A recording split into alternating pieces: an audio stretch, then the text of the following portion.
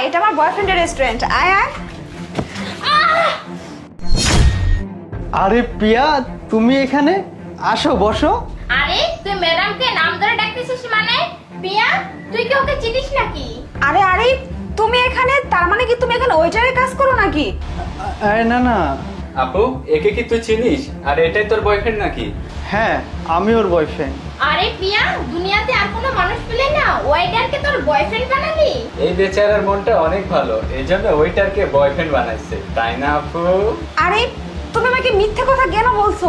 তুমি তো আমাকে বলছিলে তুমি এই রেস্টুরেন্টের মালিক, আর আমি এসে দেখতেছি তুমি এখানে ওয়েটারের কাজ করতেছো। এসব কি? আরে প্রিয়া, আমি তোমাকে কোনো মিথ্যে কথা বলি নাই। এই চুপ কর, তুই এই জায়গায় ওয়েটারের মতো কাজ করতেছিস, তো তোকে ওয়েটার বলবো না কি বলবো?